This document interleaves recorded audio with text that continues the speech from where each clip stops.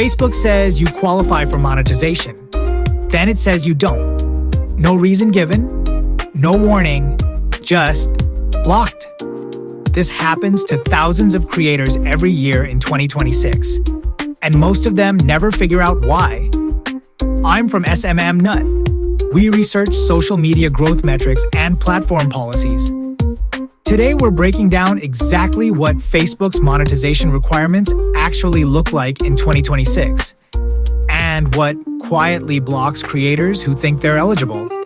This is not marketing content. This is documentation. So, what are the actual requirements? Let me give you the short version first. As of 2026, Facebook requires pages to meet 3 core thresholds for in-stream ads, the most common monetization tool for creators. First, 5,000 followers minimum on your Facebook page. Not your personal profile, your page. Second, 60,000 total minutes of video watched in the last 60 days.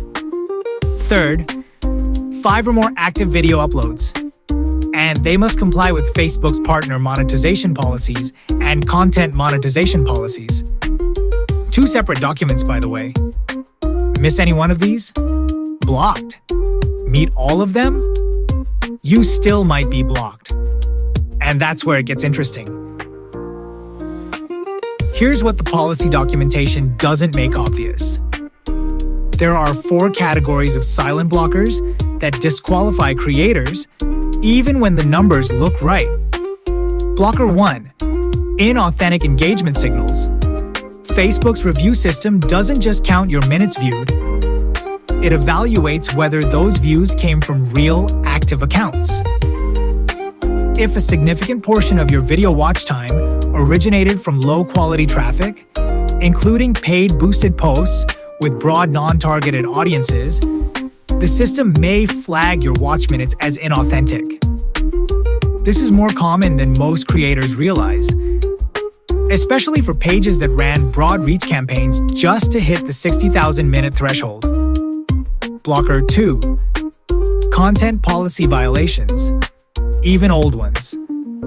Facebook's system looks back at your content history, not just the last 60 days. A single violating post from 18 months ago can flag your page as non-compliant. The violation doesn't have to be recent, it just has to exist. Blocker 3, page category mismatch. If your page category doesn't align with your content type, for example, a business page running entertainment content, Facebook's algorithm can flag this as a policy integrity issue. It affects monetization, eligibility, even if no explicit rule was broken. Blocker 4, country and payment infrastructure restrictions. As of 2026, in-stream ad monetization is not available in all countries. And even in eligible countries, if your payout method isn't verified, or if your business account has a mismatched currency setting, the application gets stuck in review indefinitely. That last one is a bureaucratic blocker, not an algorithmic one, but it's just as effective at preventing access. Based on our research, the most common mistake is treating the published thresholds as a checklist rather than a minimum floor. Hitting 5,000 followers is necessary. It is not sufficient. The review process is qualitative, not just quantitative. Facebook's monetization review combines automated signals with a policy review layer. Pages that hit the numbers but have thin engagement rates, less than 1% average interaction per post, frequently get held in review for 30 to 60 days without explanation. Second mistake, assuming a once approved page stays approved. Monetization status in 2026 is not permanent. Facebook reevaluates pages periodically, especially after algorithm updates. Pages that were monetized in 2024 or 2025 have been pulled from programs without prior notice. You need to actively monitor your Creator Studio monetization tab. Third mistake, not reading both policy documents? The partner monetization policies govern your page behavior. Things like engagement farming, clickbait, and misleading content. The content monetization policies govern your actual videos. Original content rules, music rights, graphic content thresholds. Most creators read one. They need to understand both. At SMM Nut, we use what we call a Facebook monetization readiness check. It's a 5-point evaluation you can run on your own page before you apply. Point 1, follower quality audit. What percentage of your followers are active accounts that engage with your content? If it's below 3% on a typical post, investigate the source of your followers before applying. Point 2, content history scan. Go back 12 months minimum.